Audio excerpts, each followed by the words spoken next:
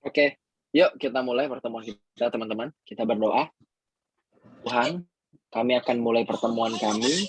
Tuhan, hadirlah dalam pertemuan ini, memberikan kami insight-insight yang baru, dan bukan hanya memberikan kami pengetahuan yang baru, lebih dari itu kami rindu Tuhan memberikan jamahan, Tuhan memberikan perubahan pada hidup kami melalui cara berpikir kami yang semakin kagum dengan kebenaran firman-Mu. Terima kasih buat segalanya Tuhan. Kami bersyukur dan berdoa. Amin. Oke, thank you teman-teman udah hadir di pertemuan kedua kita di Bible Study ini.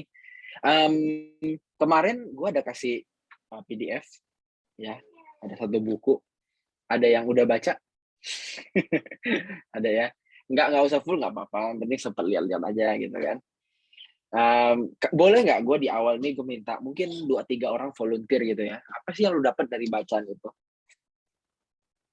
Pas Boleh? banget Jovit nih. Bisa nih Jovit. Jovit, boleh.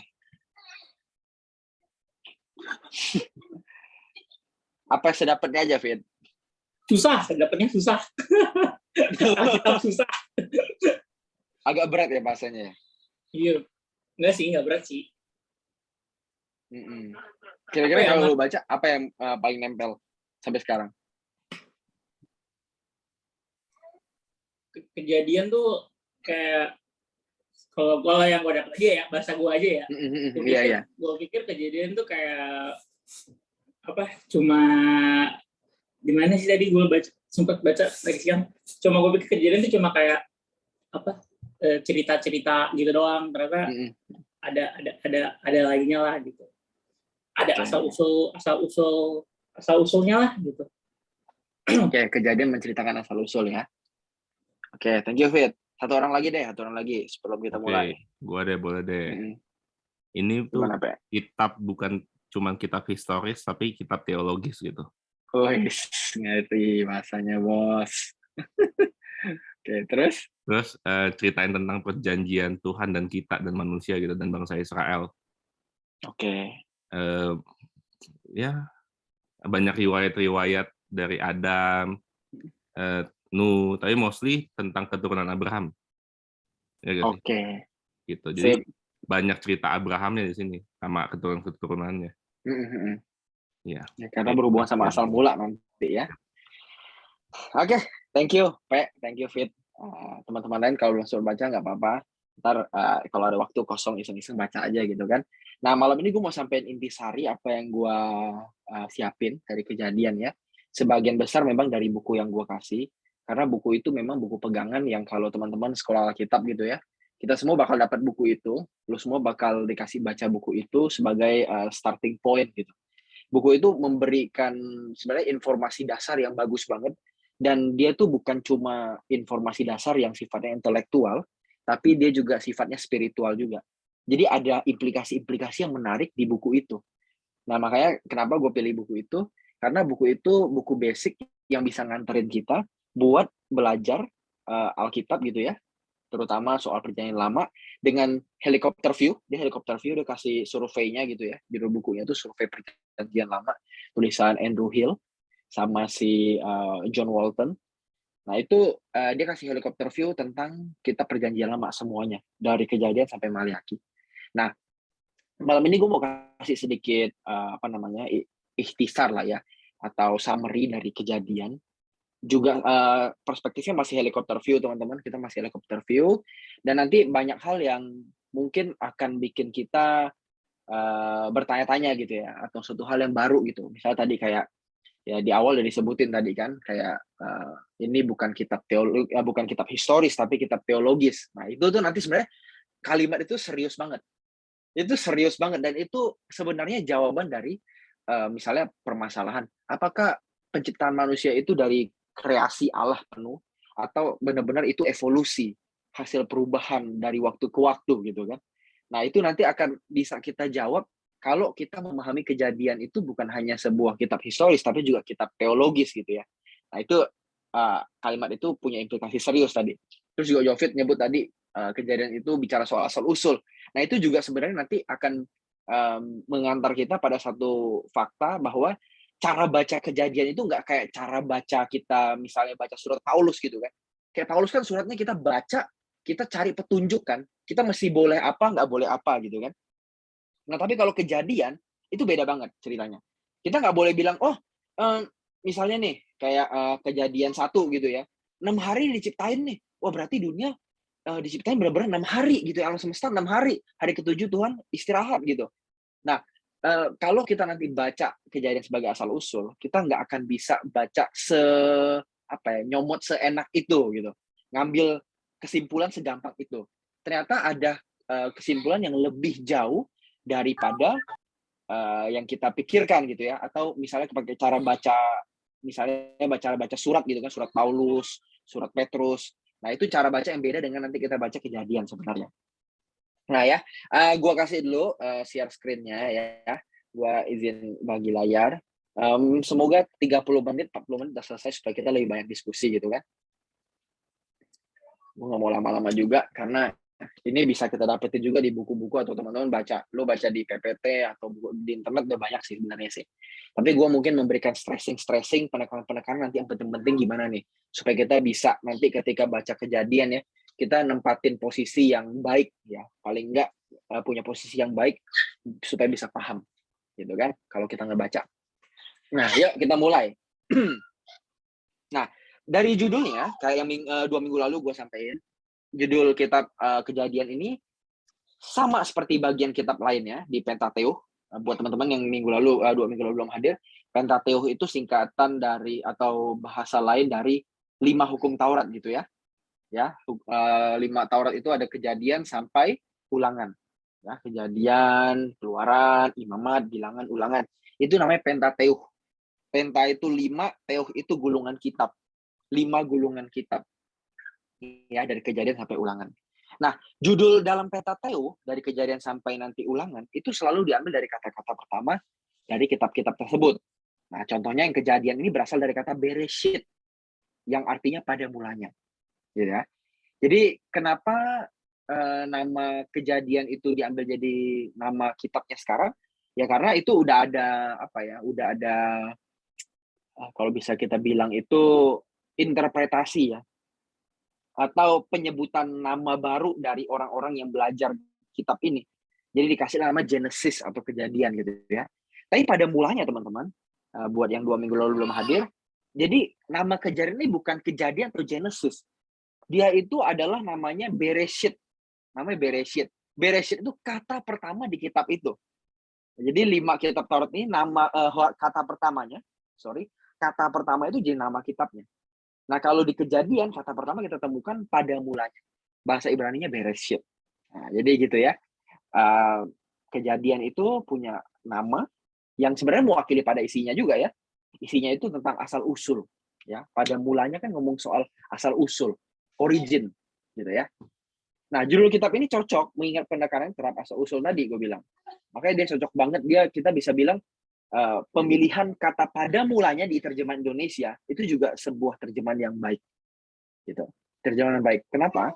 Karena seperti sebuah cerita dimulai dengan kata pada mulanya atau pada suatu hari gitu kan. Nah, kitab Kejadian juga dimulai dengan itu. Karena dia berubah sebuah cerita pengantar, cerita pendahulu untuk cerita-cerita selanjutnya. Nah, kalau dalam bahasa Inggris, memang Genesis ini dia berasal dari Geneseos, yang artinya permulaan atau generasi-generasi. Nah, karena nanti di dalamnya kita temuin ada cerita tentang generasi-generasi awal, ya kan? Cerita bagaimana bangsa Israel terbentuk dari Abraham di Kejadian pasal 12, ya kan? Terus habis itu bagaimana nanti Abraham itu punya anak yang namanya Ishak, sedangkan ada yang nanti Ismail yang diusir gitu kan. Nah, itu generasi-generasi dari Israel. Jadi kalau teman-teman baca Alkitab nih ya, kadang-kadang kita agak bete ya. Agak bete, ini banyak banget silsilah, ngapain sih gue diajarin anaknya Abraham si Ishak punya anak siapa, punya anak lagi, bete banget sih. Nah, sebenarnya teman-teman, mindset dari penulis Alkitab hari itu adalah kalau lu tulisin nama-nama anak-anak, keturunan-keturunan lu di sebuah kitab, itu merupakan asal-usul, merupakan sebuah identitas yang istilahnya diwarisin, dan itu sangat berharga. Nah, itulah kenapa teman-teman, penting bagi bangsa Israel, di awal kitabnya, di Kejadiannya, itu mereka nulisin asal-usul nenek moyangnya. Sederhana jawabannya. untuk memberi identitas pada bangsa tersebut. Siapa bangsa ini? Siapa pendahulunya? Itu menjadi identitas mereka. Jadi kalau kita baca Alkitab banyak penjelasan tentang generasi gitu ya, penjelasan tentang anak siapa, nggak usah bingung. Itu memang usaha mereka untuk memberikan identitas pada diri mereka. Dan bagi kita orang percaya hari ini nih, kalau kita mau ambil implikasinya ya, kita bisa ambil implikasi bahwa adanya catatan generasi-generasi tersebut menunjukkan bahwa iman yang kita percayai itu iman yang berakar pada sejarah juga. Artinya itu benar-benar ada gitu loh, nggak cuma ya kayak Dewa Zeus memperanakkan siapa gitu ya, kan nggak bisa ditrace asal usulnya ya. Nah, bagi kita punya landasan akar histori yang kuat. Gitu. Meskipun memang nanti beberapa tokoh Alkitab nggak bisa langsung kita katakan ini adalah tokoh harfiah, tokoh yang benar-benar hidup, gitu ya. Bisa jadi ini tokoh tokoh imajiner yang dipakai untuk mempersatukan pemikiran bangsa itu. Ada juga yang begitu ada. Contohnya yang diperdebatkan itu kayak Ayub, kayak Yunus. Nabi Yunus itu diperdebatkan. Apakah benar-benar Nabi Yunus itu nabi yang hidup hari itu, atau itu adalah tokoh imajiner yang diciptakan mewakili satu nabi hari itu yang namanya mungkin bukan Yunus gitu ya, tapi punya keresahan yang sama. Nah, kadang-kadang bisa begitu, gitu ya. Tapi kalau kita bicara soal generasi, apa yang mereka tulis itu pengakuan iman mereka terhadap nenek moyang mereka. Jadi kalau ketemu silsilah, kita punya mindset yang baru. Ini sangat penting bagi orang Israel. Nah, mungkin bagi kita agak terlalu bertele-tele gitu ya, apalagi kita baca Alkitab dengan tujuan mau dapetin sesuatu gitu buat hari itu ya, buat starting day gitu kan. Agak malas banget. Tapi hari ini gue bisa kasih kita satu pemikiran bahwa ketika lu baca generasi-generasi itu, lu sedang mengakarkan iman lu. Lu sedang mengakarkan kepercayaan kita pada orang-orang yang memang benar-benar ada, benar-benar hidup. Gitu ya. Nah, terus kenapa sih tujuan kejadian ini ditulis? Apa sih tujuannya? Kenapa sih ditulis? Sebenarnya teman-teman, kejadian ini seperti yang Jovit bilang, dia ditulis sebagai suatu prolog. Ibaratnya cerita nih ya, dari kejadian sampai Wahyu, dia tuh prolog memang. Pengantar sebuah cerita. Dari seluruh Alkitab. Yang memperkenalkan apa saja di kejadian ini, dia memperkenalkan asal-usul alam semesta. Dunia fisik. Dari mana sih dunia fisik itu berasal? Kehidupan dan kebudayaan manusia awal-awalnya gimana sih? Dan dosa. Nah, ini yang diperkenalkan oleh kejadian. Nah, jadi gue mesti bilang begini teman-teman. Tadi gue ngomong di awal, ketika kita paham sekarang kejadian itu merupakan sebuah kitab tentang asal-usul, artinya gini teman-teman. Cara kita baca Alkitab nggak boleh sama cara kita baca kejadian nggak boleh sama kayak kita baca buku misalnya atau kitab Rasul Paulus gitu, surat-surat Paulus yang kalau kita baca tuh kita bisa take it as literally gitu loh. Kamu jangan jagalah tubuhmu, ya kan? Karena tubuhmu milik Allah gitu kan. Itu kayak himbauan yang benar-benar kita bisa take it personally gitu ya. Nah, ketika baca kejadian, hati-hati. Waktu kita misalnya bilang, manusia itu diciptakan gimana ya? Atau alam semesta ini dari mana ya? Dunia fisik itu dari mana ya? Dosa itu dari mana ya? Dari laki-laki atau perempuannya ya? Atau dari iblisnya ya? Gitu. Nah, hati-hati dengan mencari jawaban langsung pada kejadian. Karena teman-teman gini, kejadian itu sebuah rekaman mati ya tentang apa yang dipandang oleh orang hari itu. Entah itu Musa, entah itu editor-editor lain ya. Kalau kita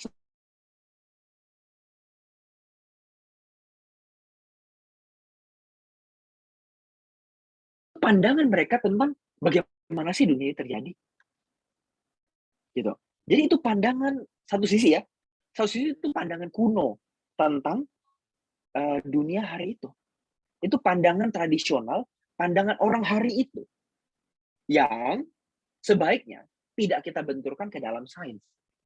Dan seharusnya nggak bisa dibenturkan ke dalam sains. Kenapa? Karena apa yang dikatakan di kejadian itu ungkapan kepercayaan mereka. Gue percaya begini nih. Ya kan? Dunia 6 hari itu 2, 3, 4, 5, 6.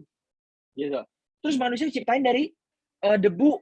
Gitu kan, dipilih sama Tuhan, dibikin-bikin, terus dikasih napas, gitu. Nah, hati-hati ketika kita berusaha membenturkan kejadian sama sains. Kenapa? Karena kitab Kejadian, ingat teman-teman, 2 minggu lalu gue juga kasih tahu ya, tidak memusingkan atau tidak berbicara tentang how. Dia lagi nggak jelasin how you have to live, bagaimana dunia ini tercipta, bagaimana yang lain gitu ya, asal usul semesta gimana sih, bagaimana dosa tercipta sih, kalau Adam nggak berdosa kira-kira gimana ya. Kitab Kejadian tidak ditujukan untuk menjawab pertanyaan-pertanyaan nakal seperti itu ya, pertanyaan-pertanyaan kontemporer hari ini, enggak. Dia benar-benar cuma ceritain ini loh menurut kita tuh begini. Jadi cerita asal usul ya. Dia namanya tuh cerita etiologi. Kalau bahasa teologinya itu, ini cerita etiologi. Artinya dari asal usul orang hari itu mempercayai asal usul itu gimana sih? Ya kan? Misalnya hari itu orang percaya dosa itu terjadi ketika manusia makan buah itu. Apakah betul ada manusia makan buah itu? Ya kan? Nah itu kan agak konyol ya kalau kita berpikir, loh, nasib seluruh umat manusia setelah ini hanya ditentukan oleh satu batang pohon yang ada buahnya, terus dimakan sama satu orang atau 2 orang. Kan agak konyol ya kalau Tuhan menggantungkan nasib seluruh semesta gara-gara 2 orang ini. Nah, sebenarnya cerita ini teman-teman di Kejadian nggak bermaksud untuk menjelaskan, oh kejatuhan dan dosa tuh begini loh, ada pohonnya, terus Adam makan, Hawa makan gitu kan.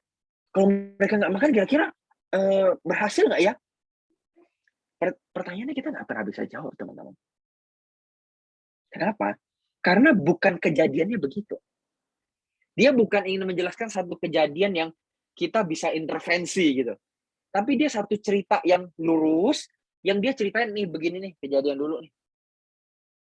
Dia nggak seperti cerita hari ini, yang cerita film kayak gitu, misalnya Marvel gitu ya, kayak DC, yang kita bisa pertanyain, kok nggak logis ya? Kayak misalnya cerita Spider-Man kemarin kan, kalau kita semua pasti nonton Spider-Man lah ya. Film Spider-Man itu kan sebenarnya film yang menjelaskan kenapa bisa ada 3 Spider-Man itu kan. Bisa ada siapa namanya? Siapa sih yang pertama itu? Apa? Spider-Man pertama siapa sih namanya? Gue lupa. Namanya sama, bro, Peter Parker. Pemerannya siapa namanya pertamanya, Sah? Tobey Maguire. Siapa? Andrew Garfield. Andrew Garfield. Juga kan Tom Holland kan? Nah, ini kan kayak kalau cerita zaman sekarang kan disetting buat memang logis gitu ya. Menjawab semuanya secara runtut. Nah, tapi beda sama kejadian. Kejadian itu memperkenalkan apa yang orang hari itu pahami. Nah, kuncinya sebenarnya itu bukan di kisah historis. Kejadian itu jangan kita harapin cerita historisnya, meskipun di dalamnya ada cerita historis. Ya, bukan berarti kejadian nggak ada cerita historis. Tapi di dalam kejadian itu sangat kental, terutama kejadian 1-12 ya. 1-11, sorry. 1-11 itu kental banget sama cerita teologis. Yang artinya, lu cari maknanya nih. Gue menceritakan satu cerita, tapi lu masih ambil maknanya ya. Kayak misalnya, cerita Malin Kundang, itu cerita teologis, teman-teman. Bukan ada satu orang yang dikutuk jadi batu, terus kita sekarang cari batu yang mana ya. Kita buktiin yuk, mana batunya, bener nggak, ada nggak? Bukan. Malin Kundang tuh diceritain, pakai cerita yang sehari-hari, yang memang kayak bisa jadi kenyataan gitu ya, kayak relate. Aduh, bener nggak sih? Kayak seakan-akan bener gitu ya. Ada yang dikutuk terus jadi batu gitu kan. Tapi sebenarnya bukan ingin membuat kita membuktikan apakah betul ada batu itu, apakah betul ada Malin Kundang, tapi ingin menyampaikan pesan bahwa namanya durhaka sama orang tua itu tuh nggak baik. Gitu kan? Nah, sama kayak dari kejadian, terutama kejadian 1-11. Jangan sampai cari historisnya. Kita bisa gila. Kita bisa kehilangan iman kita. Kayak contoh, manusia itu evolusi atau kreasionis dari Tuhan. Apakah Tuhan benar-benar ciptain atau dari evolusi? Ketika suatu hari misalnya ilmu pengetahuan bisa buktiin 100% itu hasil evolusi, terus kita pegang mati-matian, enggak, kejadian bilang kreasionis. Terus mereka buktiin bisa benar-benar evolusi. Wah, kita kan disuruh memilih. Pilihan pertama, lu tinggalin iman lu. Kedua, lu bela babi buta iman lu. Atau yang ketiga, lu coba memahami ulang bagaimana cara lu memahami iman lu, gitu kan. Jangan-jangan kita yang salah nih mengartikan kejadian nih, gitu kan. Nah, jadi kejadian teman-teman, kita mesti baca ini sebagai sebuah kisah teologis. Kisah teologis yang ada pesannya. Kayak misalnya Menara Babel diruntuhkan ya. Nah, kemarin nanya ke gue, DM dia. kok kalau seandainya Menara Babel nggak diruntuhin, kita bakal satu bahasa dong kok, semua di dunia. Wah, gue bilang nggak bisa begitu.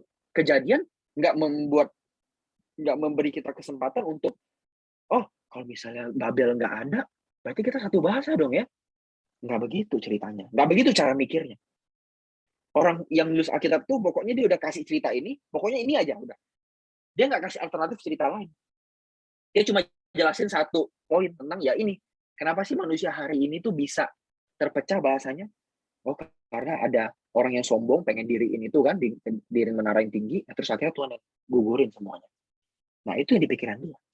Jadi dia nggak sedang berurusan dengan pertanyaan kontemporer, pertanyaan hari ini, yang bertanya, kalau misalnya orang Menara Babel tuh nggak sombong, nggak diriin gedung, kira-kira bakal ini nggak sih? Bakal dipecahin nggak sih bahasa kita? Oh, nggak bisa gitu cara berpikirnya. Gitu ya. Jadi dia tuh cuma jelasin kenapa ini ada. Jadi benar-benar si penulis ini benar-benar dia jelasin pemikiran tunggalnya dia.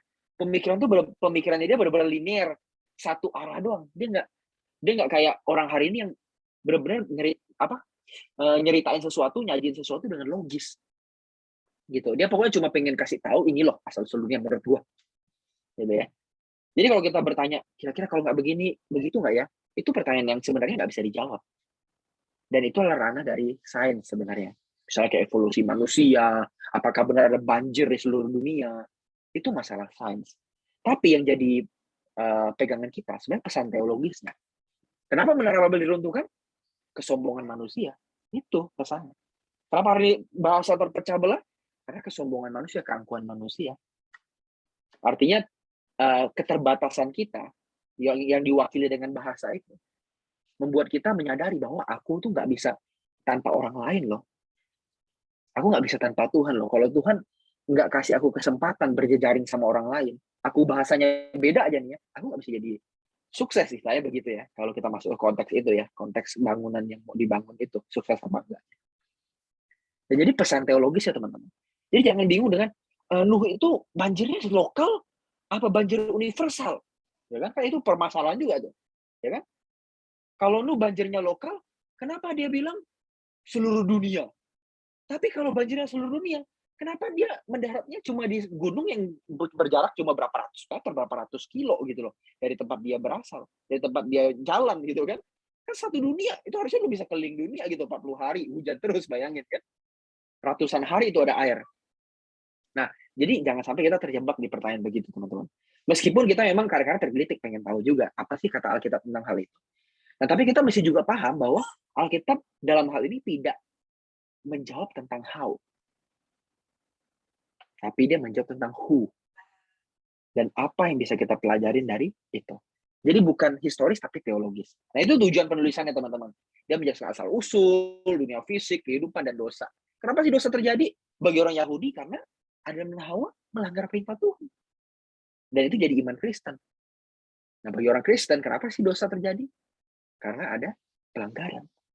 Nah, itu yang mesti kita ambil. Kita nggak perlu ambil itu buahnya dimakan fisik apa enggak sih, gitu kan? Itu pertanyaan sebenarnya nggak relevan kalau kita udah belajar begini. Itu pertanyaan yang sebenarnya kita bisa langsung jawab.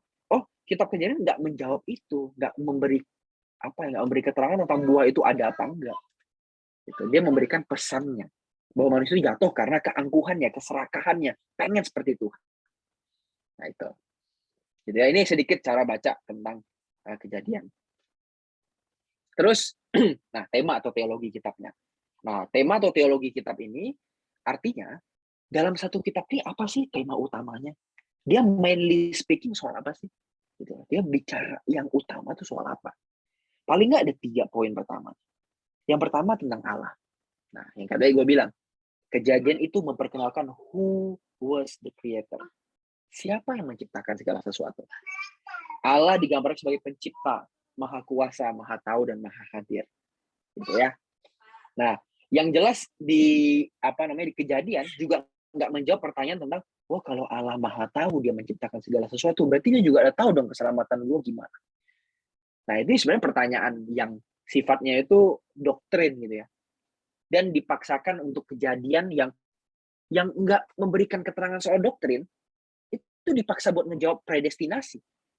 Kan Kejadian itu ditulis sama Musa sekitar 1400 sebelum Masehi. Disuruh menjawab masalah tahun 1500-an Masehi, 1600-an Masehi ya. Itu kan beda 3000 tahun gitu loh. Zaman Calvin ada pertanyaan soal apakah Tuhan Maha tahu dengan keselamatan ini, atau Tuhan udah tahu nggak dengan ini, dengan itu. Kan kalau dia Maha tahu harusnya dia bisa tahu semuanya.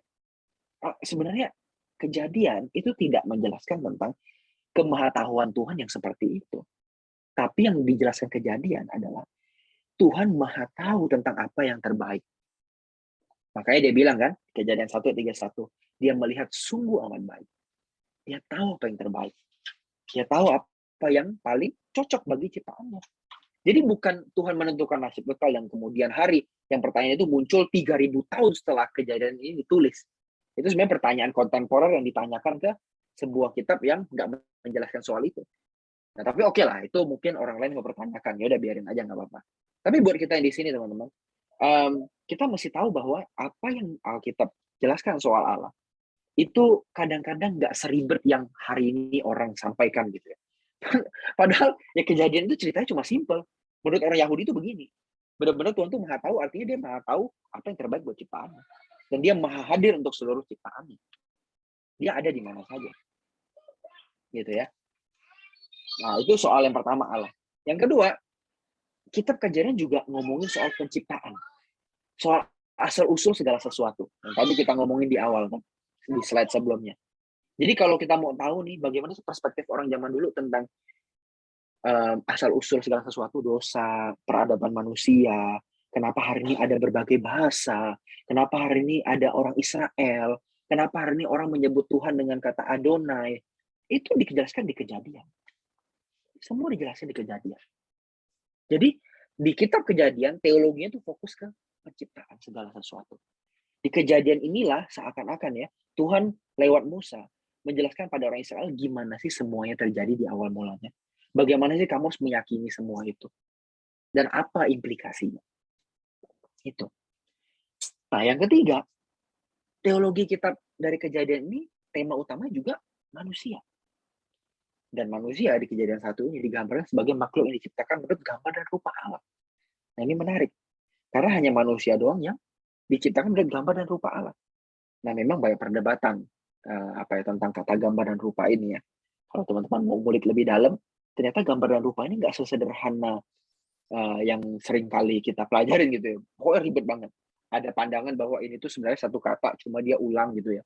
Kayak misalnya kupu-kupu. Itu kan satu benda, satu makhluk.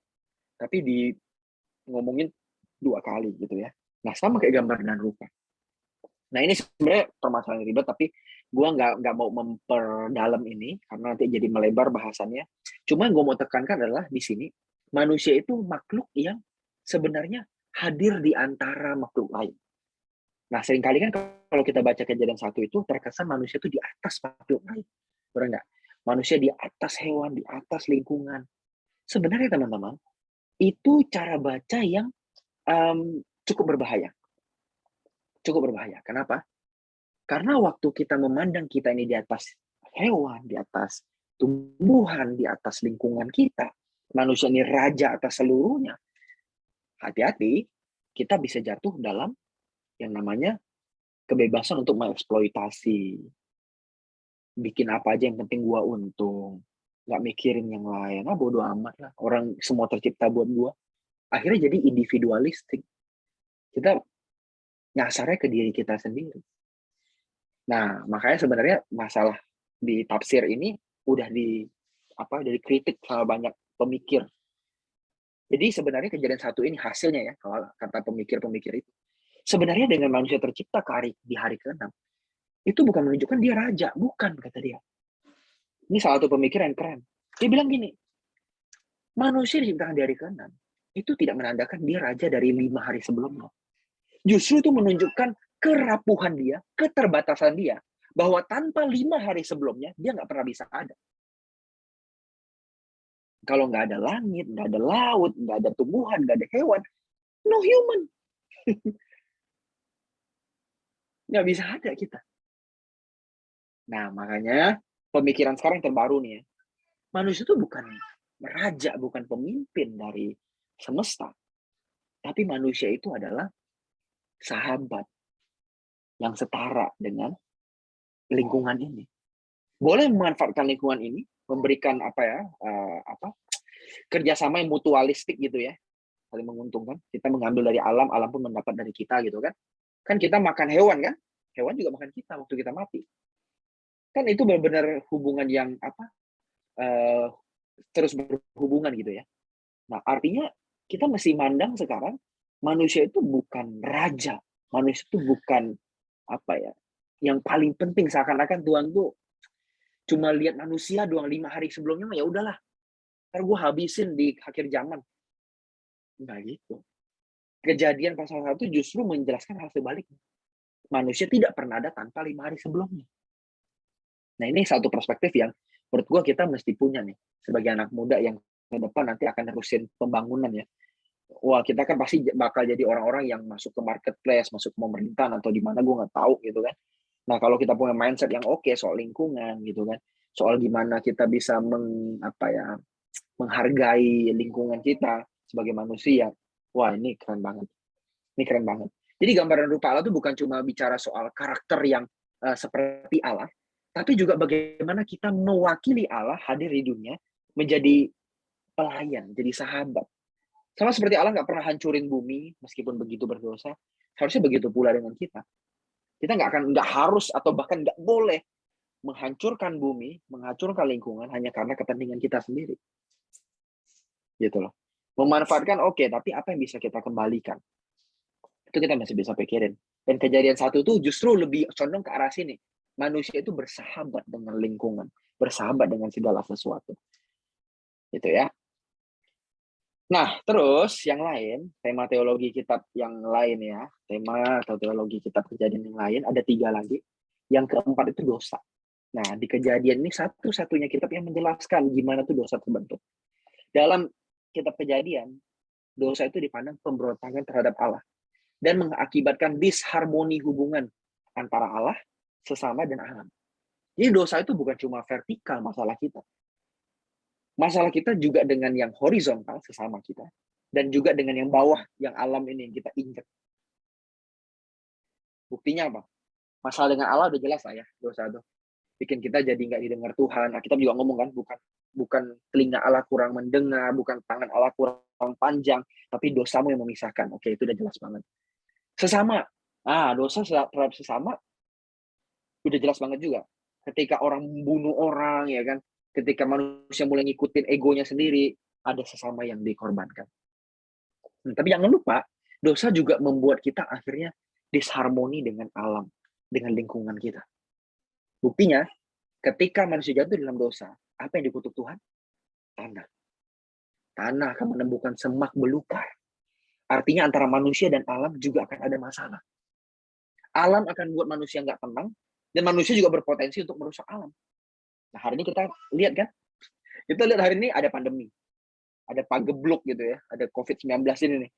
Wah, itu kan salah satu tanda bahwa alam itu bisa nggak bersahabat sama kita. Nggak cuma COVID, gempa bumi nih. Kita baru-baru sebulan lalu ngerasain gempa ya. Lihat, bagaimana alam bisa nggak bersahabat dengan manusia. Nah, itu karena dosa. Sebenarnya tatanan Allah mungkin di awal nggak begini. Virus nggak akan bisa bikin manusia sakit atau bikin manusia sampai meninggal gitu ya. Tapi mungkin sebagai dia dinamika aja lah, lu flu, lu demam, pusing-pusing gitu doang, mungkin gitu ya. Gue nggak tahu, dan kitab Kejadian nggak menjelaskan itu ya.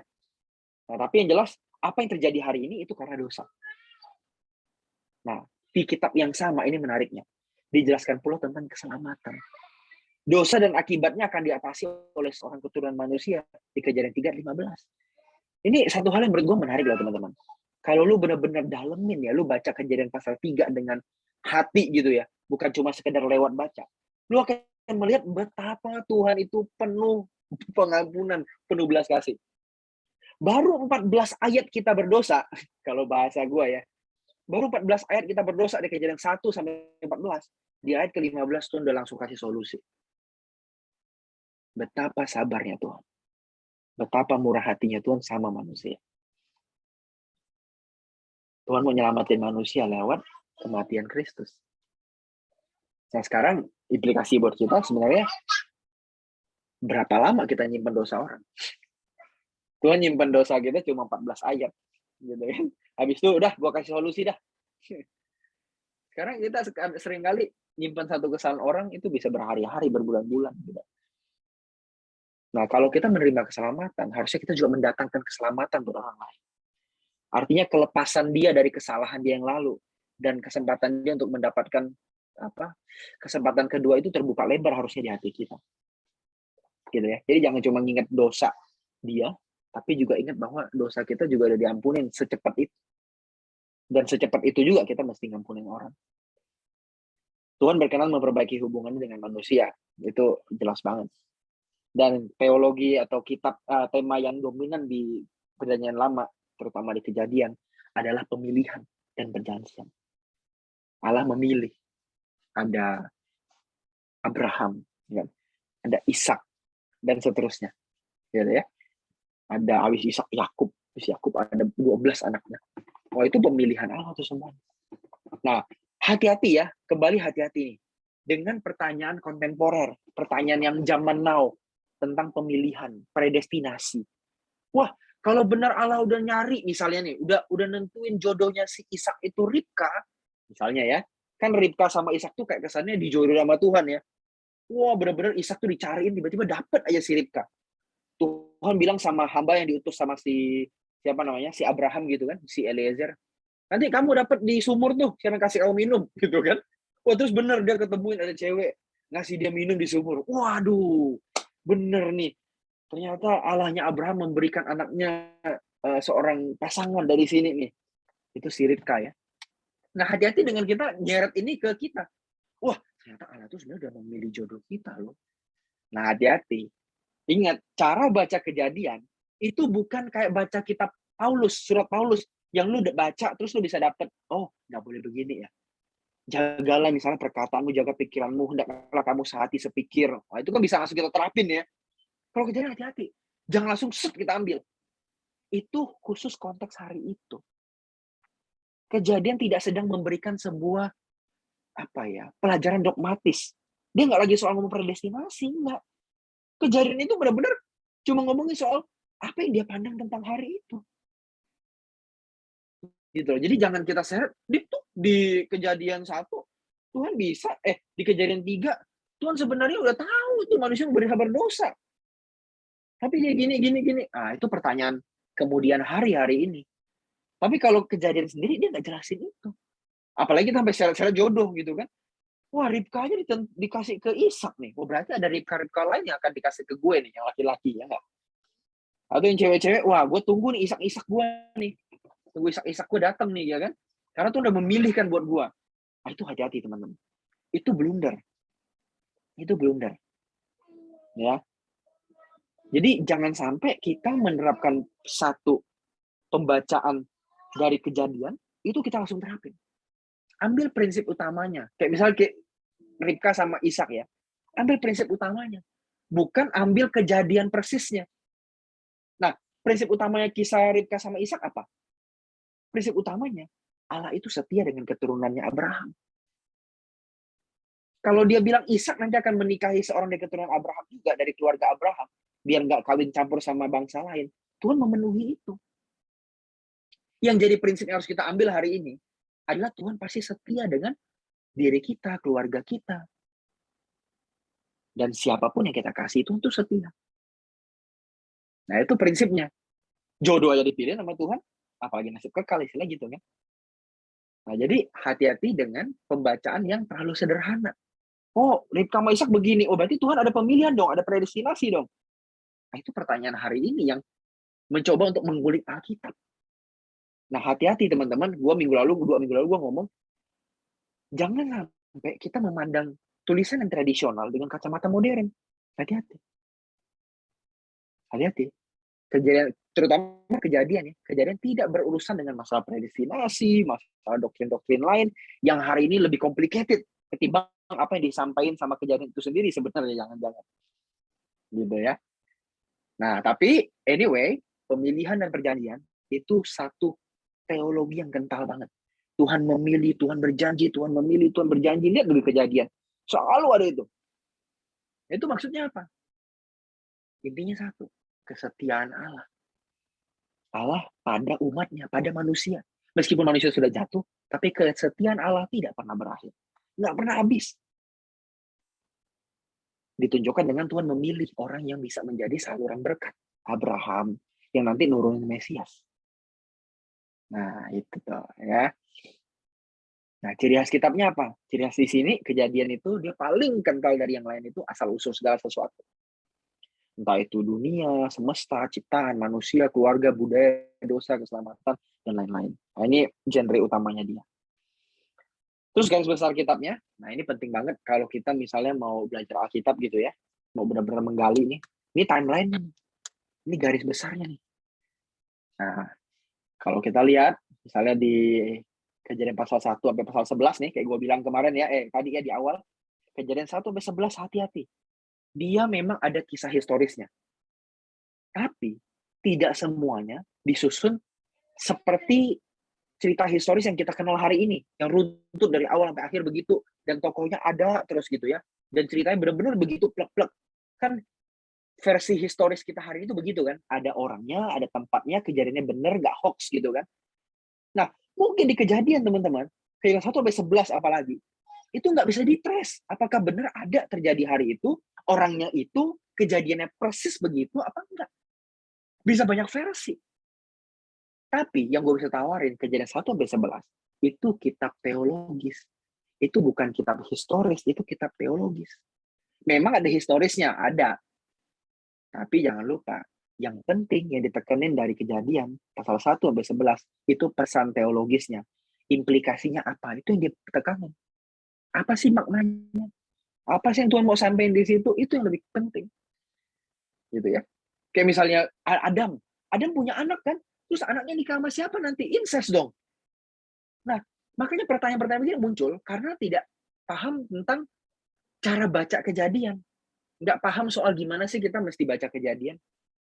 Apakah benar-benar plek-plek boleh dengan pemikiran logis hari ini? Atau kita masih ikutin alur berpikirnya dia? Nah, itu yang mesti kita lakuin. Kita mesti ikutin alur berpikir dia. Waktu penulis cerita soal Adam dan keturunannya, dia nggak lagi pikirin, ini logis nggak ya? Ini anaknya incest nggak ya? Enggak. Dia pokoknya cuma ceritain aja terus. Adam tuh punya anak, ini. Sampai asal-usulnya ada Abraham dan lain-lain. Nah, si penulis itu punya satu single-minded banget dia tuh. Dia nggak pikirin soal yang lain-lain. Ini ilmiah nggak ya nanti ya? Oh, nanti ditanyain orang nggak ya? Dipertanyain nggak ya? Ini logis nggak ya? Tabrak sama yang lain nggak ya? Dia nggak pikir begitu. Dia pokoknya strict ceritain asal-usul. Itu Kejadian 1 sampai 11. Jadi jangan bingung kalau di Kejadian 1 sampai 11 itu kayak ada cerita-cerita random-random. Kayak misalnya tiba-tiba ada cerita Menara Babel. Apa hubungannya sama Kejadian 10, 9? Apa hubungannya gitu kan? Kok tiba-tiba lu ceritain Menara Babel yang ada orang bisa beda-beda bahasa? Ngapain? Itu sebenarnya lagi jelasin aspek tentang peradaban manusia. Kejadian 3 dia jelasin soal dosa. Karena bisa putus-putus gitu memang. Dia nggak cerita kayak lurus gitu. Nggak cerita kronologis begitu memang. Jadi jangan bingung. Yang kita kalau mau lihat pakai helikopter view, pasal 1 sampai 11 itu awal mula umat manusia. Nah, kalau kita masuk ke pasal 11 sampai 50, nah selanjutnya ini ya, itu memang mulai menukik dia ceritanya, mulai nyempit ke keluarga pilihan. Keluarga yang jadi asal-usul Israel hari ini. Asal-usul iman kita hari ini. Abraham, Yakub, Ishak, ya, Esau. Nah, itu. Ini jadi satu kayak chapter sendiri ya, bagian kedua dari Kejadian. Dia mulai menukik ke keluarga yang ingin diceritain. Nah, bagaimana dengan keluarga lain? Apakah Tuhan artinya nggak memilih yang lain? Abraham doang dipilih gitu kan?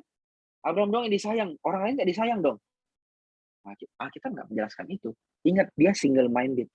Dia cuma ceritain bagaimana dari perspektif Israel. Bagaimana perspektif iman Yahudi. Iman orang Kristen hari ini. Gitu ya. Nah, habis itu kita selesai. Gitu. Oke, thank you. Itu aja sih yang bisa gue bagiin. Kita diskusi deh. Sadis. Thank you, brother. Ada yang mau tanya? Malam ini lebih ke cara baca ya. Apa sih Kejadian itu dan gimana sih kita ngelihatnya? Bro, mungkin gue ada dua yang pengen gue tanya. Nggak tahu, yang satu gue punya pemikiran, ini gue lupa gue dengar dari siapa, cuman yang tadi menarik lu share tentang manusia tuh sebenarnya nggak ketika manusia diciptakan dari hari ke-6 itu malah nunjukin kerapuhan ya, karena tanpa lima hari itu duluan kita nggak bisa hidup gitu. Nah, kalau ada satu perspektif bilang itu nunjukin betapa Tuhan itu Tuhan yang menyediakan gitu. Dan dia sediain dulu semuanya, fasilitasnya, baru dia ciptain kita. Ya Jehovah Jireh lah. Itu menurut lo gimana, Bro? Kalau pemikiran seperti itu? Oke. Kalau pertanyaan begini, gue nggak akan jawab itu benar apa salah lah ya. Cuma mungkin gue akan angkat plus minusnya aja buat dipertimbangin lebih lanjut gitu ya. Karena kan namanya perspektif, ya itu bisa aja dari dia kan, dan itu bebas-bebas aja. Nah, kalau dari perspektif gue, plusnya kalau pandangan itu adalah kita bisa melihat Tuhan begitu mengasihi manusia, ya kan? Tuhan menyediakan segala sesuatu, dan di samping kita melihat Tuhan begitu mengasihi manusia, kita bisa juga lihat Tuhan yang begitu murah hati. Dia menyediakan segala sesuatu buat kita, ya kan? Jadi bukan hanya kasihnya, tapi juga terbukti dalam tindakannya dalam menyediakan, gitu Kak. Nah, cuma minusnya, kalau gue lihat pandangan begitu, itu bisa jadi merangsang pemikiran begini. Jadi semua manusia itu adalah istilahnya ya, sosok yang diistimewakan oleh Tuhan. Yang lain-lain, tumbuhan, hewan, atmosfer, segala sesuatu gitu ya, biotik, abiotik itu diciptakan untuk melayani manusia.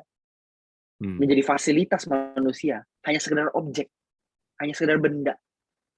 Jadinya itu ada objektifikasi gitu, kayak ya udah, lu gue pakai ya hewan ya, tumbuhannya gitu ya, kan gue dikasih Tuhan fasilitas. Nah itu bisa merangsang pemikiran begitu, yang akhirnya penghargaan kita terhadap lingkungan, terhadap alam sekitar kita, terhadap orang lain bahkan, itu bisa rendah banget. Karena akhirnya itu bisa merangsang pemikiran egosentris itu tadi. Nah itu minusnya di situ. Tapi bukannya, nggak tahu nih, ini awam kan?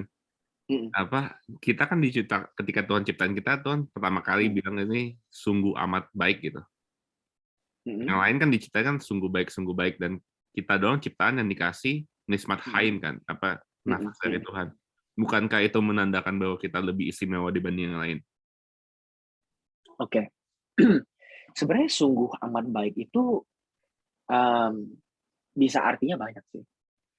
Bisa dia itu cuma sekedar penekanan. Biasa tuh di sastra Yahudi itu dia ada penekanan. Kalau sungguh baiknya itu cuma 2 kali, dia cuma sungguh baik. Tapi kalau ketiga itu dia sungguh amat baik gitu kan. Jadi misalnya super duper yes gitulah kalau bahasa kita. Nah, bisa nggak dikaitin ke tadi? Ketika Tuhan katakan sungguh amat baik, terus manusia itu istimewa. Bisa iya, bisa enggak. Bisa iya, karena begini, gue masih jujur juga. Alkitab kita ditulis dalam perspektif manusia itu lebih hebat dari yang lain. Gue masih jujur. Orang zaman dulu nggak berpikir bahwa, ya manusia itu sejajar sama alam dengan yang lain. Mereka nggak berpikir begitu. Mereka berpikir bahwa memang manusia ini paling spesial. Makanya di akhir dikasih sungguh amat baik kan. Nah, tapi bisa enggak bagi gua? Karena gini, kalau misalnya di akhir manusia dikatakan sungguh amat baik, itu kan berarti ada manusia di akhir plus 5 hari sebelumnya kan. Tetap 5 hari sebelum ini juga jadi kesatuan dari kata sungguh amat baik ini. Jadi sungguh amat baik ini bukan hanya karena manusia itu seorang diri, tapi karena sudah ada 5 hari itu plus 1 manusia yang sesuai gambar rupa Allah, makanya dia baru sungguh amat baik. Jadi lengkap, artinya inkrah udah full. Nah, bagi gua, kalau gua sekarang ya, kalau lu tanya perspektif personal nih, gua nggak mau bilang, kalau bagi gua nggak mau bilang bahwa manusia itu lebih superior dibanding yang lain. Gitu. Kita, kalau bagi gua ya, relasi manusia dengan yang di luarnya, entah itu manusia lain atau dengan lingkungan gitu ya, itu relasi yang interaktif gitu, saling memberi, saling menerima, take and give. Kita nggak bisa tanpa mereka dan mereka nggak bisa tanpa kita. Nah, kalau gue sih gitu, kalau gue membacanya gitu sekarang. Oke, menarik Pak. Pertanyaan kedua gue, thank you ya Pak. Pertanyaan kedua gue, selama ini, ini di pause dulu kali ya. Oh ya, aduh, keras nih. Sama Pak. Waduh. Oke, yang lain mau nanya. Formal lagi ngomongnya ya. Asik. Pada hari ini, Bapak Ibu. Oke, yang lain mau nanya. Vena. Kalau aku mau nanya. Tapi sebenarnya mau confirm dulu sih. Kayak aku nangkepnya bener atau enggak. Soal yang manusia itu enggak lebih baik dari kita lainnya. Enggak lebih baik itu maksudnya? Iya, tadi kan kamu bilang kayak intinya kita sama alam, sama hewan gitu, kayak setara gitu kan? Iya, betul. Nggak ada hierarki ya? Nah, ya. Dan kalau misalnya pakai alasan kayak kita diciptakan dari debu terus dihembuskan dari Allah itu, tadi Koko bilang kalau nggak salah itu mau nunjukin kerapuhan manusia. Iya, oke. Sebenarnya aku agak bingung sih karena mungkin karena selama ini juga taunya kalau misalnya manusia itu segambar sama Allah, jadi kayak benar-benar, maksudnya nggak ada kan hewan atau tumbuhan yang segambar dengan Allah gitu, cuma manusia doang. Jadi itu masih agak susah, maksudnya susah aku terima gitu karena selama ini mikirnya kayak manusia itu segambar Allah, terus juga boleh nggak sih kayak dikaitin sama perjanjian baru, kan banyak tuh ayat-ayat yang kayak kita manusia itu rekan sekerja Allah. Tapi hewan atau tumbuhan itu nggak pernah disebutin rekan sekerja Allah gitu. Jadi kayak sebenarnya penjelasan, maksudnya aku masih nggak nangkep lah gitu. Kayak kalau misalnya dikatain kalau misalnya kita setara hierarkinya. Dan maksud hierarki itu maksudnya di mata Allah kah atau di mata kita sebagai manusia? Atau maksudnya tujuannya cuma sebatas kayak dengan pandangan kayak gitu berarti kita nggak boleh, maksudnya tujuannya cuma buat kita menghargai alam doang, atau kayak emang faktanya kayak gitu berdasarkan Alkitab? Soalnya kan aku juga bawa perjanjian baru kan, kayak itu boleh gak sih sebenarnya dikait-kaitin gitu, atau kita cuma boleh lihat kejadian dari kitab kejadiannya aja gitu? Itu sih Kak. Oke, good question. Gila, ini deep banget di pertanyaannya ya. Mantap. Thank you, friend. Jadi gini, gue mesti ngomong dulu pertama-tama di awal bahwa namanya Alkitab, mau itu Kejadian sampai Wahyu, itu ditulis dalam perspektif manusia. Ya, manusia yang nulis.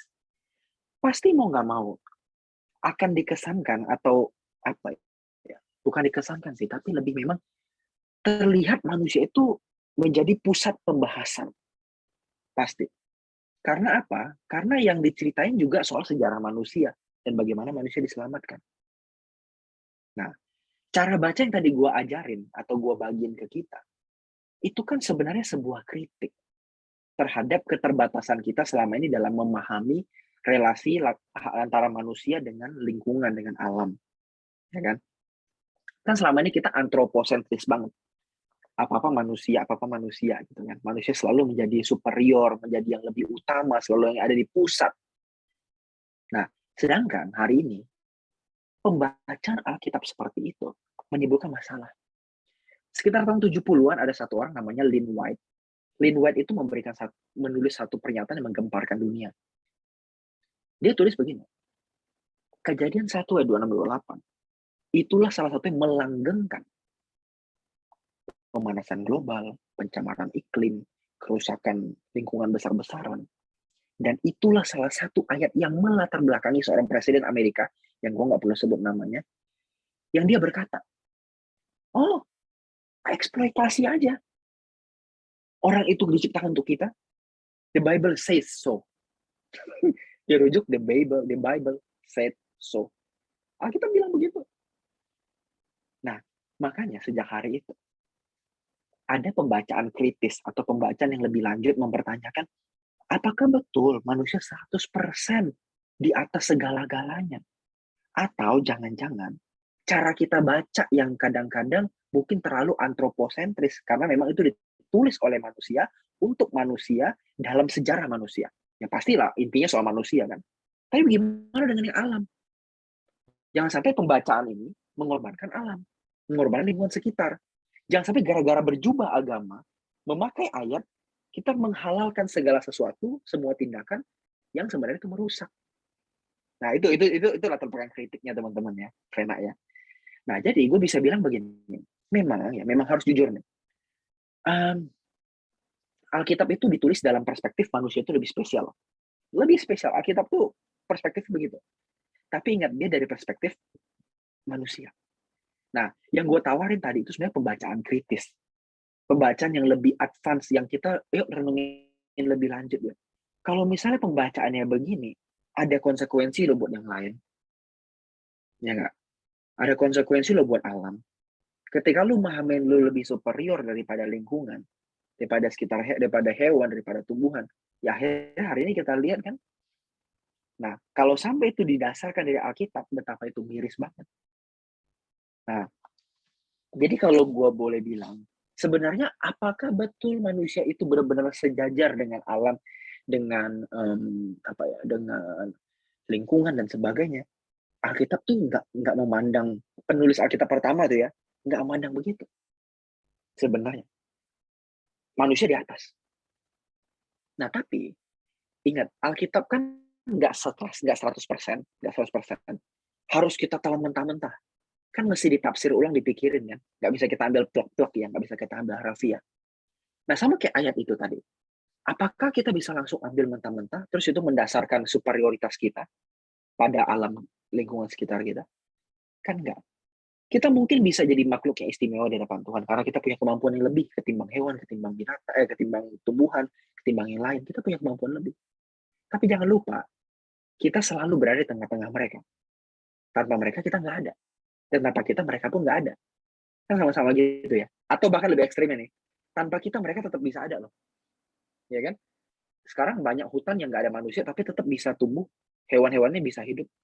Tapi manusia nggak bisa hidup tanpa hewan, tanpa tumbuhan, tanpa air, ya kan? Tanpa udara. Nah, ini jadi masalah.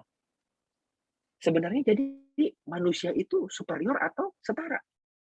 Nah, kalau gue mandang ya tadi, makanya gue bilang, ini kan perspektif gue pribadi.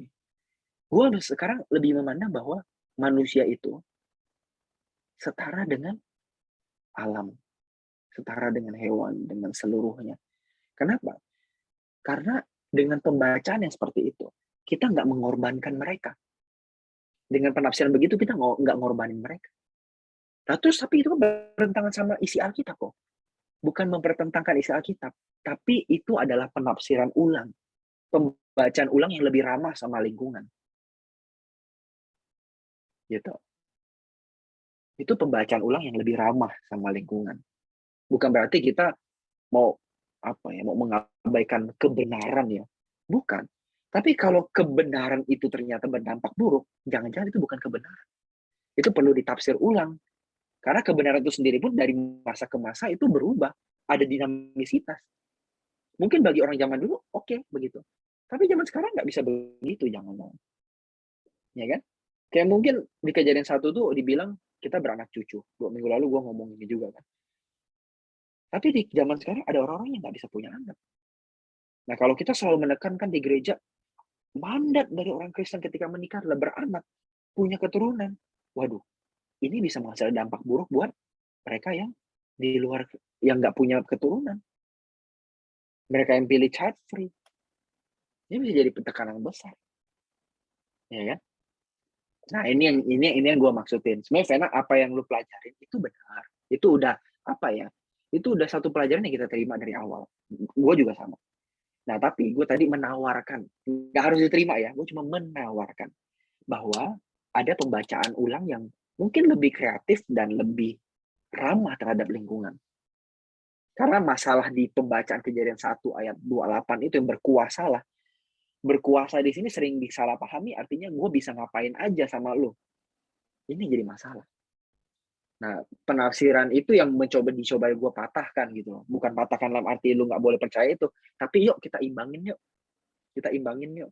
bahwa jangan lupa 5 hari sebelumnya itu kita nggak pernah ada tanpa mereka. Jadi jangan lupa meskipun kita di hari ke-6 kita yang paling spesial karena disebut gambar dan rupa, tapi sebelum 5 hari sebelumnya kalau mereka nggak ada, kita juga nggak ada gitu. Itu sih Vena. Jadi di sini memang apa yang lu yakini, nggak gua konfront secara langsung. Nah, gue cuma menawarkan sesuatu yang mungkin bisa kita pertimbangin bareng-bareng gitu. Apakah pemikiran bahwa manusia di atas alam itu boleh kita pertahankan? Nah, yang bisa nentuin boleh apa nggak dipertahankan itu hasilnya apa, dampaknya apa. Ternyata kalau dampaknya bagus ya akan pertahankan. Tapi kalau ternyata dampaknya merusak, manusia makin angkuh, merasa diri lebih penting dari yang lain, atau bahkan punya SIM, surat izin mengeksploitasi gitu ya. Nah, ini perlu hati-hati. Jangan sampai agama jadi jadi senjata, ayat Alkitab jadi senjata untuk eksploitasi, untuk pencemaran global, perusakan lingkungan semakin masif terjadi. Gitu sih, Vena. Silakan respon ya. Kita diskusi, lu santai aja, kritik segimana aja. Oke, thank you, Kogre. Jadi intinya bukan poinnya tuh di manusia nggak seberharga itu, tapi lebih ke dampak ke lingkungannya gitu ya, kok. Benar. Soalnya kayak manusia, lanjut kok. Manusia tetap berharga, tapi keberhargaan ini perlu kita pertanyakan ulang. Apakah segitunya? Dan mereka tuh nggak seberharga gitunya, gitu kan? Kan kalau kita berharga, mereka nggak seberharga itu berarti kan? Atau jangan mereka juga berharga, cuma mereka punya tempat yang lain dibanding kita. Gitu kan? Lanjut. Ya, jadi sebenarnya karena ini sih, soalnya sebelumnya pernah ikut Bible study juga gitu, yang ngebahas soal lebih ke ini sih, tapi kayak tujuan hidup manusia gitu, dan ngomongin soal manusia itu co-worker-nya Allah gitu di bumi. Tapi in the end, walaupun ngebahas kejadian juga, yang satu kejadian yang berkuasa itu juga, tapi in the end dia ngomongin kalau ini sih, kita juga harus jaga alam, karena sebagai coworkernya Allah bukan cuma perlu pengetahuan tapi perlu hikmat dan juga takut akan Allah. Jadi karena semuanya digabung jadi satu, bukan cuma kita bekerja doang, tapi kita juga menjaga alam karena Tuhan memandang alam itu baik juga. Jadi intinya itu nggak salah kan ya? Nggak salah. Nah, cuma gue boleh nambahin dikit nggak soal coworker itu? Boleh. Boleh ya. Nah, gue mau coba kita bareng-bareng mikirnya. Apakah benar manusia dong jadi coworker Allah? Gue mau tanya, lingkungan bisa jadi coworker Allah nggak? Hewan, udara, gunung berapi, bisa jadi coworker, bisa jadi alat nyatukan. Ternyata kalau kita mau jujur ya, kita lihat realita nih. Sering kan orang Kristen bilang, wah ini pasti ada rencana Tuhan lewat COVID ini. Wah ini ada petanda dari Tuhan lewat gempa ini. Benar nggak? It means gempa bisa dipakai Tuhan. COVID bisa dipakai Tuhan. Itu hewan loh, tumbuhan, bahkan benda mati, gunung berapi kan abiotik loh. Sebenarnya tanpa sadar, mereka pun coworker Tuhan. Bedanya, nggak tertulis di Alkitab. Dia nggak cuma ketulis doang. Cuma nggak kebagian tulisan doang. Karena ingat tadi, Alkitab itu dari perspektif manusia, oleh manusia, untuk manusia. Jadi yang ditulis memang cuma manusia fokusnya. Tapi jangan lupa, di luar itu, alam pun jadi coworker Allah loh sebenarnya. Bahkan Allah bekerja dalam alam sebelum dalam manusia. Buktinya, roh melayang-layang di atas air. Ya kan? Berarti itu bicara soal sinergi itu. Sinergi alam dengan manusia. Nah, cuma tadi benar apa yang Vena sampaikan. Gini, apa yang tadi Vena dengar sebenarnya dari pentama Alkitab itu, mau menyampaikan pesan manusia itu berharga loh. Dan kita tuh partnernya Allah. Jangan sampai kehilangan kesempatan. Yes, betul banget. Itu nggak salah. Dan apa yang gue sampaikan juga nggak menggugurkan hal itu. Gue juga masih setuju bahwa manusia ini berharga banget di mata Allah. Tapi keberhargaannya juga bareng-bareng sama yang lain. Tuhan juga menyayangi namanya hewan, namanya tumbuhan. Tuhan nggak mau dunia ini dirusak. Apa yang dibilang sama dia sungguh amat baik, yaitu manusia plus 5 hari sebelumnya manusia, itu dikasih oleh Tuhan. itu dikasih oleh Tuhan. Dan Tuhan nggak mau semuanya hancur. Gara-gara kita salah tangkep gitu terhadap pesannya Tuhan. Nah, jadi bagi gue gini loh. Ini sebuah pertanyaan yang kayak gini. Misalnya anak kecil nanya nih ke orang tuanya. Dia anak ke pertama ya, ada 2 anak nih. Ini anak sulungnya nih. Ini umur 7 tahun. Yang adiknya itu umur 5 tahun. Dia nanya ke bokap nyokapnya. Papa, Mama sayang aku atau adik? Pilih salah satu. Loh, orang tua gimana suruh milih coba? Gak bisa kan? Ya gue sayang dua-duanya, gak bisa dong. Tapi kan anak kecil, apa ya, kadang-kadang itu egois gitu ya. Gue pengen nih, gue pengen disayang, jangan dia dong gitu kan. Nah, seringkali kita manusia begitu teman-teman. Kita ngerasa, gue mesti paling ini ya, paling eksklusif, paling oke gitu kan. Kalau gue kurang eksklusif, berarti gue kurang begini, kurang begitu. Misalnya nih ya, contoh gampangnya ya. Kita orang Kristen lebih dikasihi Allah, atau orang di luar Kristen lebih dikasihi Allah, atau sama aja. Jujur ya, banyak orang Kristen yang nggak apa ya, nggak berbesar hati untuk bilang ya sama-sama dikasihi Allah. Banyak loh orang Kristen nggak mau gitu loh. Oh enggak lah, kita umat pilihan, kita lebih dipandang Allah. Oh gitu kan. Padahal bukankah Allah juga berurusan dengan orang di luar Kristen? Gitu kan. Nah sama lah, ini kayak kasus kayak kasus kita sama lingkungan, kita sama alam. Alam sama manusia mana yang lebih berharga di mata Tuhan? Dua-duanya berharga. Nah, khusus untuk manusia, Tuhan tulis bahwa kita tuh gambar dan rupa Allah. Nah, itu pesan untuk kita. Tapi kalau Tuhan bisa tulis juga tulisan buat alam, jangan-jangan Tuhan juga nulis. Di dalam kamu ada rohku. Jangan-jangan ya. Jangan-jangan. Terbukti binatang juga punya roh loh. Di Kejadian 100 pasal 130-an berapa ya, gue lupa. Ada juga binatang punya roh. Nah, ya, jadi menurut gue gitu ya. Jadi kita sama lingkungan sama-sama berharga. Dan nggak perlu dibenturkan. Jadi kalau gue misalnya, kalau lingkungan berharga, berarti manusia kurang berharga dong. Nggak juga, dua-duanya berharga di mata Tuhan. Jadi gitu, Vena, apa yang lu sampaikan benar, gue nggak bermaksud untuk menurunkan nilai manusia di mata Tuhan. Cuma apa yang gue mau sampaikan, kita jangan sampai dalam keberhargaan itu, kita memandang yang lain rendah. Yang lain jadi di other. Jadi yang lain di luar gue dia. Padahal alam sama kita nggak bisa dipisahin. Gitu kan? Kita selalu butuh dia, dan dia butuh kita. Bahkan kalau bisa lebih ekstrim, dia sebenarnya nggak butuh kita butuh dia. Coba udara habis, atau udara misalnya tercemar deh, nggak usah habis deh. Tercemar, waduh kita udah susah. Banyak ispa lah, apalah. Kan kayak COVID ini kan salah satu bukti bahwa manusia itu benar-benar bergantung sama alam. Kalau alam ngamuk, kita selesai. Ya kan?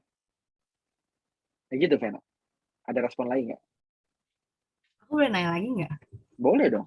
Ini kayaknya bakal aneh sih pertanyaannya. Kan tadi Koko bilang semuanya berharga, tapi karena Alkitab itu ditulis oleh manusia dan tujuannya untuk manusia, jadi kayak semuanya dari perspektif manusia gitu kan. Terus kalau saya mau disambungin sama kita coworkernya Allah, berarti kan kita kerja ada tujuan akhirnya. Yang kalau kita lihat dari Alkitab kita adalah redemption. Berarti itu tujuan akhirnya ya kok, untuk menyelamatkan umat manusia lah ya. Terus dan lingkungan kalau bagi gua. Apa? Iya. Oh. Oke. Terus tapi kan kalau saya dari kata-kata Alkitab kan lebih ngomongin soal manusianya kan, poin selamatkan sebenarnya. Nah, terus Koko bilang tadi bisa jadi, bukan bisa jadi sih, emang alam juga bisa jadi coworkernya Allah gitu selain manusia, walaupun nggak ditulis di Alkitab. Aku mau nanya sih, kayak kan Koko bilang gitu kan, dan aku setuju juga kalau misalnya semua hal bisa Allah pakai juga kan. Dan kalau kita setuju akan hal itu, apakah hasil akhirnya masih sama-sama ke tujuan manusia diselamatkannya, atau bisa jadi tujuan hewan atau tumbuhan yang juga diselamatkan juga gitu kok. Aku nggak ngerti sih, tapi ini gitu. Thank you, Van. Jadi sebenarnya, inilah gue kagum sama firman Tuhan tuh gini. Firman Tuhan itu kalau kita pelajarin dengan tulus gitu ya, dengan hati yang benar-benar mengasihi, kita bisa temuin jawaban yang luar biasa gitu bagi gue. Nggak mengorbankan orang lain, tapi atau makhluk lain gitu ya, itu benar-benar bisa berdampak buat semua. Nah, kematian Kristus sebenarnya teman-teman, ini boleh percaya boleh enggak ya, ya ini terserah kita masing-masing. Kematian Kristus sebenarnya bukan cuma menebus kita sebagai manusia, tapi juga menebus alam semesta ini. Jadi diselamatkan itu bukan hanya kehidupan manusia. Kan keselamatan itu kalau di GSKI gue setuju nih, dikembalikannya manusia pada rancangan semula kan? Atau dikembalikannya semua kehidupan ini pada tatanan semula tuh. Nah, itu kan premis dasarnya tuh.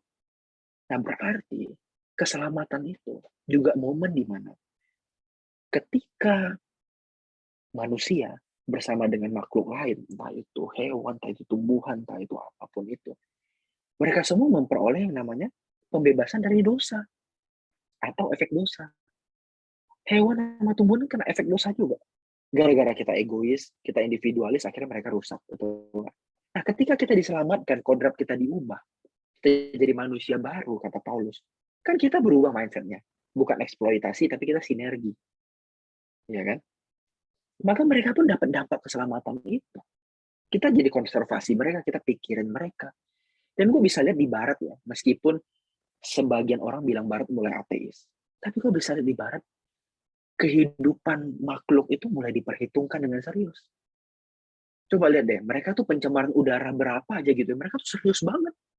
Di Indonesia, gue lihat ya, di Indonesia yang taat beragama gila ini, itu pencemaran lingkungan, itu bisa gila banget. Udara tuh bisa gelap banget. Gue kan di apartemen ya, gue bisa lihat tuh keluar karena pagi-pagi itu udah butek banget itu udara. Wah gila banget deh. Dan kita tenang-tenang aja. Dan untungnya orang Indonesia paru-parunya kuat-kuat semua ya. Udah biasa ngadepin bantal busuk ya udara gitu biasalah gitu kan. Ya, tapi lihat deh di Barat tuh kayaknya apa ya, lingkungan itu lebih humanis gitu. Nah, gue bertanya loh di hati kecil gue ya, meskipun nggak tercatat di Alkitab ya, apakah semakin orang mengenal Tuhan, bukannya harusnya dia makin humanis ya, makin peduli sama lingkungan, sama sesuatu di luar diri dia, yang bisa mempengaruhi diri dia dan orang lain. Coba kalau udara rusak, itu kan bisa muncul kanker paru-paru, bisa muncul abnormalitas janin. Oh, itu banyak banget masalahnya. Beruntut banget. Nah, kenapa ya kita kok beragama kok cuma peduli bagaimana gue bisa masuk surga? Yang belum tentu gue masuk surga juga gitu. Jangan-jangan gue masuk neraka gitu kan. Belum tentu gitu loh.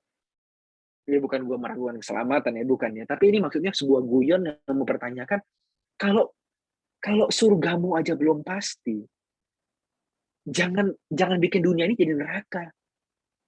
Ngerti ya maksudnya? Kalau surgamu itu belum pasti, jangan bikin dunia jadi neraka. Oke lah, soalnya lo ke surga. Tapi pas lu udah ke surga sendiri, orang masih hidup gimana yang tinggal di dunia? Kalau kita nggak ikut berpartisipasi gimana? Kan gitu kan. Nah jadi kalau bagi gue penyelamatan ini manusia diselamatkan. Cuma ada versi lebih luasnya sebenarnya yang kita mungkin belum pahami ya. Kan jujur nih, matiin lu deh Pe, recordingnya Pe. Gue mau ngomong sensitif.